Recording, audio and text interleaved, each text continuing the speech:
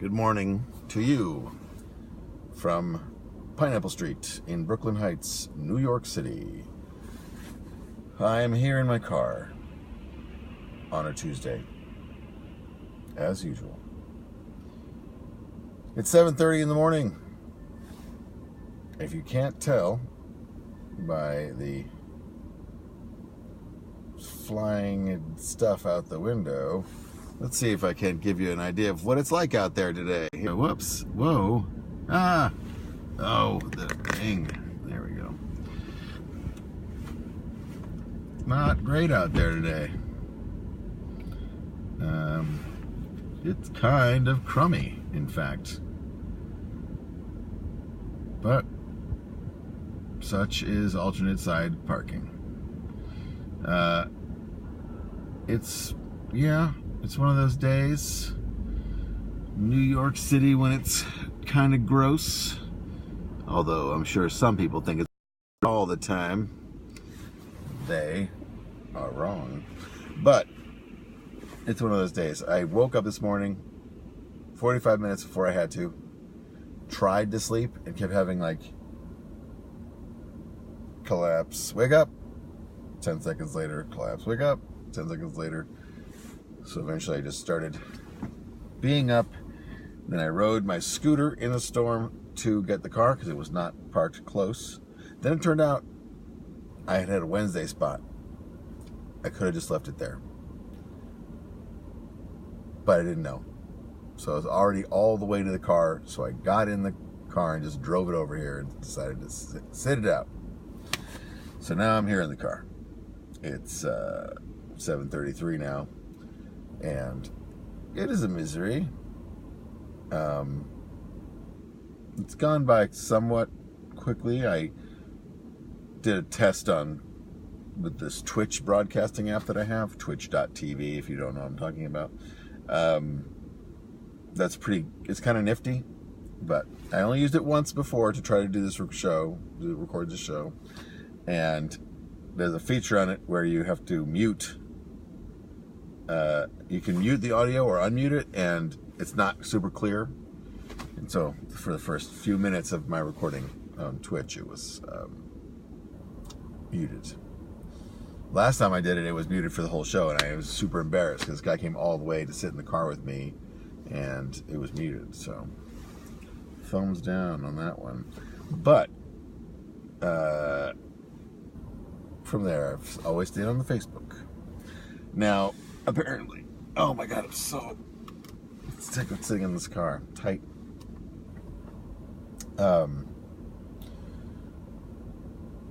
Yeah, so what's new? Oh, so let's see. Does anyone have any good New York gym recommendations? I was a member of New York Sports Club for about 4 or 5 years and went fairly often, and then just hit a wall with how gross they are and, how overcrowded they are and all that. So yeah, considering other gyms now. I let my membership lapse, especially because I had hurt my elbows and needed to rehab them, and I am rehabbing them. So now I'm looking to think about getting back into the gym because, as a former coworker used to say, swimsuit season is just around the corner. And yeah, I think my swimsuit area leaves a little to be desired. Just in general. I mean, the whole experience. But anyway, good morning to you. What was I going to say? Oh, as you know, or may not know, good morning. Who's watching? I have to know. They're gone already. They're gone. No. Ugh. Anyhow, so it's super cold and awful out here. Oh, this happened this morning. I got up to look and to get my watch, which was charging because it's an Apple Watch, and of course it's battery will die or whatever. But I looked at my son's phone and the screen was destroyed. I mean, destroyed. Completely shattered. I mean,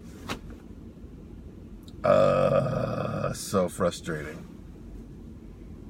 And he claims he asked for a new case. But that, if he did, that was months ago. And he clearly, it was not a demand that he was like really feeling anxious about. Somehow he had destroyed the case that I bought him before. And then now he destroyed the phone. Phones, I mean, this is going to be another one of those phones where the glass slowly falls out of it until it's useless. Not great. But, just classic, really. I guess I'm trying to think of if there's if I have an equal carelessness thing from when I was a kid. I think it's probably I had a brief window of asking and receiving really kick-ass Walkman back when I was in high school, maybe I don't know, 10th or 11th grade, and I had really wanted this Iowa tape deck. It was like super cool. It had like really great and accurate equalizer, and I got two of them. One was stolen from me by a guy that I thought I knew from the neighborhood, but it was just sort of like a kid I saw around the neighborhood, and he just like stole it. Like one of those, hey, can I see that for a second? And then just left. And I was, this kid was a menacing person. So that sucked. And then the other one I had in my backpack. This one burns my buns. Because I had it in my backpack, and my high school used to be right by Central Park. So everyone would hang out at the wall to Central Park. And so there are a bunch of kids there, maybe like 10, 15 kids all hanging around. And it was unusual that I was hanging out with this group of kids that late in the afternoon. And me and two friends jumped over the wall into Central Park and were playing Frisbee. And then when we came back, everyone was gone. And I had left my bag up there with them. And they had just gone somewhere without being like, oh yeah, these guys left their book bags here. Although you could clearly see where we were if you looked over the wall and saw that our book bags were there. And people knew that we had jumped over the wall, and they just all left. And then while they had left, someone had come along and just gone through my bag and stolen my Walkman. So that was a bummer. And I was super bummed out about it because it was such a great Walkman. It had the ability to have like two headphones in it, and it played like really loud. Is that how yeah, I think that's how I lost the second one. And then I had like a little mini boombox too that I think that one just broke. Yeah, like a super loud, sharp boombox from when I was and it was great. It was so loud. And it was so small. It was a really big deal to get and carry around, because you could just carry it in your backpack and then be like, hey, guess what? I'm playing punk rock songs way too loud, and I'm near you. You know, every teen's dream. But yeah, the whole thing with getting my Walkman stolen, it was such a bummer, because after that I didn't want to spend $120 in the 80s for a fucking Walkman.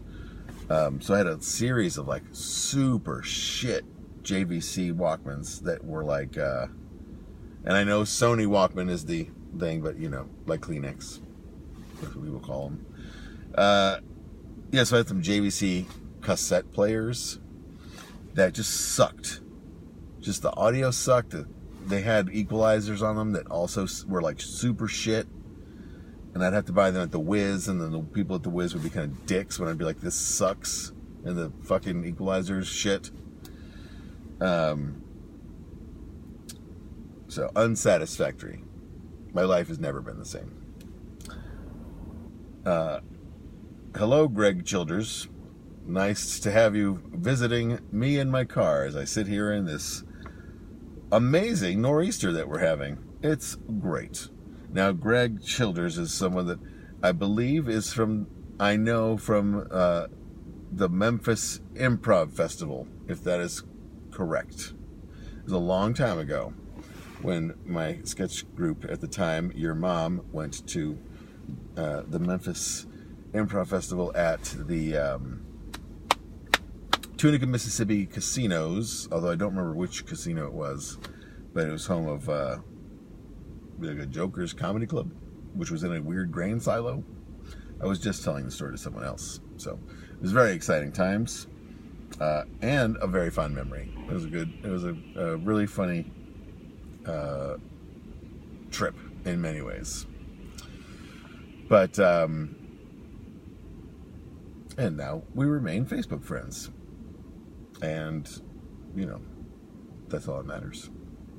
But so like I was saying, I had my one Walkman stolen on my backpack away from me, so it was like even more frustrating. Man, I remember throwing that backpack. I was so angry.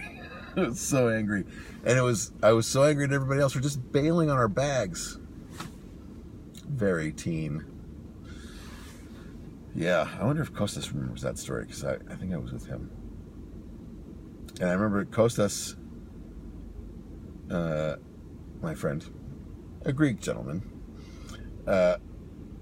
he was the first person I ever knew had a mountain bike. And he showed up to school one day on this, like, Ross, Mount St. Helens, I think it was, a bicycle, Mount St. Helens, Ross. And I was so jealous. So jealous. And he rode it to school one day, and he had, like, a lock, and he locked it up.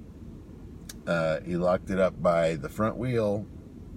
It's a very teenager mistake. Locked it up by the front wheel, and he came out, and of course, only the wheel was left. Because in New York, the 80s, this is anywhere, if you only lock up your bike by the front wheel. That was a bummer for him. And I never was able to convince my parents to get me a mountain bike. So it wasn't until I got into college, where I needed to get around in Milwaukee, Wisconsin, that I finally got a bike. And then I think the first week I had that bike, I had my seat stolen. I rode my bike to a concert at the dorms. And when I came out, my seat was gone. And I had to angrily ride my bike home, sans seat, which, if you've never ridden a bike without a seat, I highly don't recommend it, because it is unpleasant. Yeah, it was a real drag.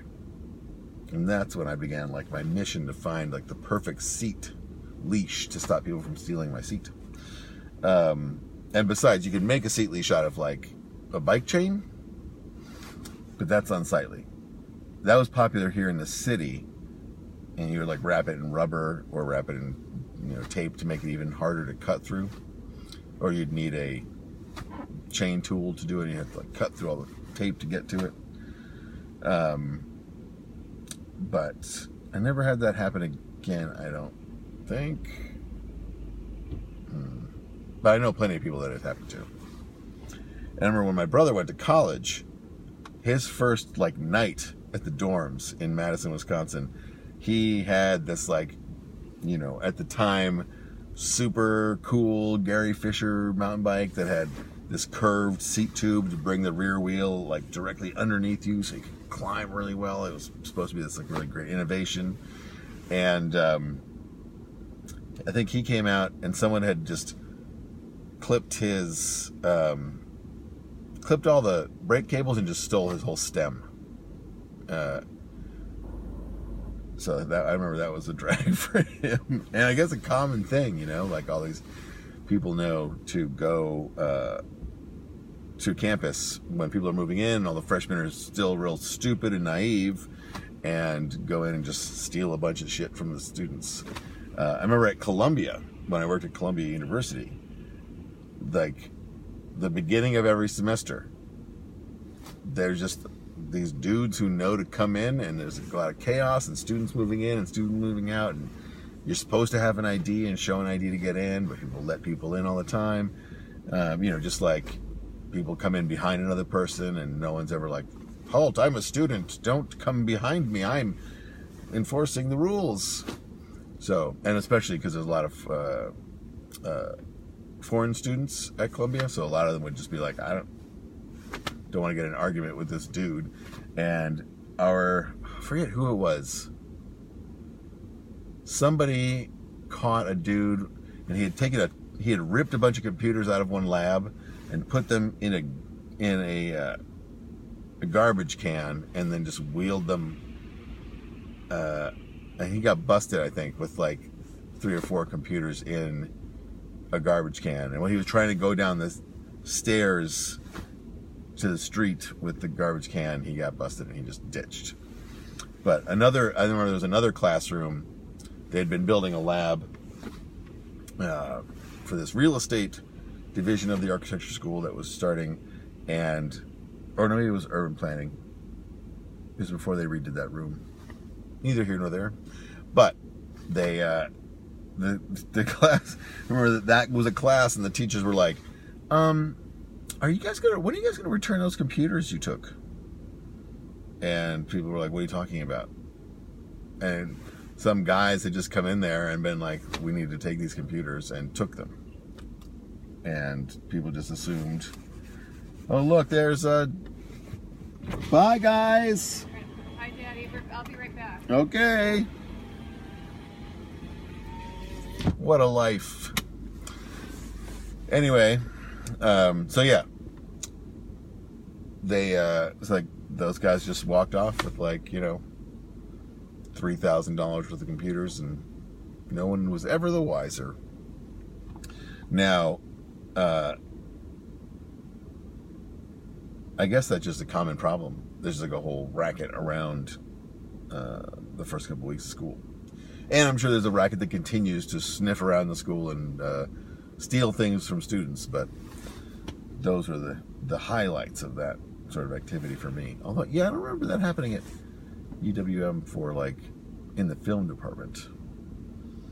Although it certainly could have. I'm trying to think of similar weird theft stories where it's like obvious that it's like a racket.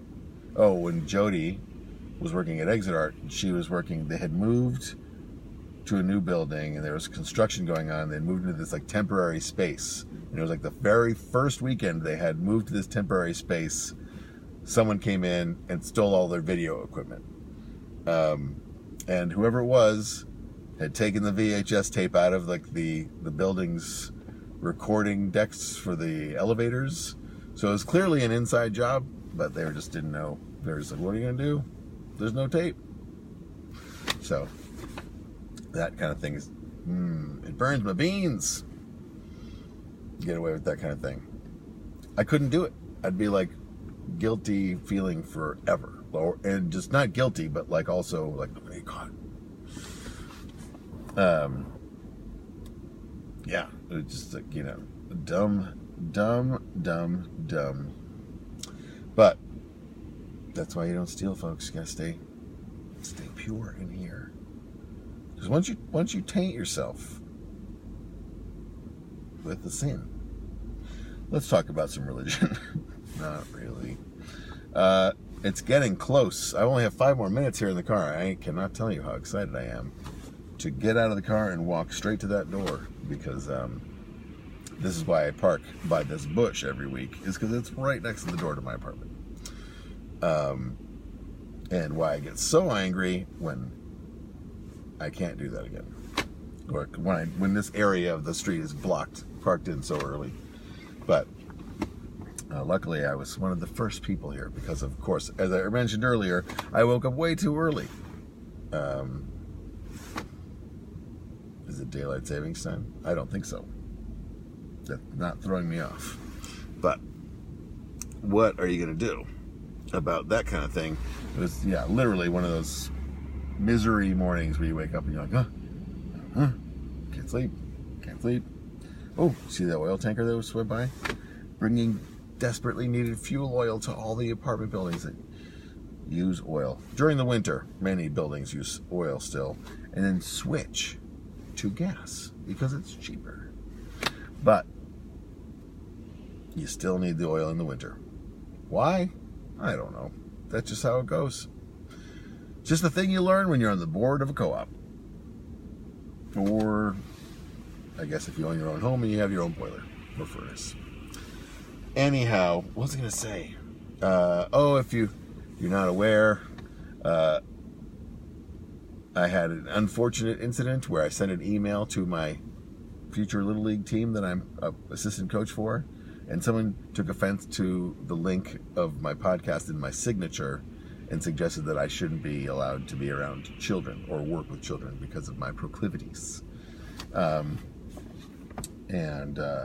That's just disappointing and wrong-headed, but what are you going to do? I'm sure that going forward, coaching their child will be a joy that I don't resent.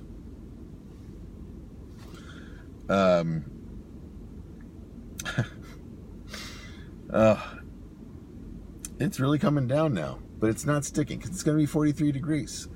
It's a weird spring, folks. But, what are you going to do about it? Change the weather?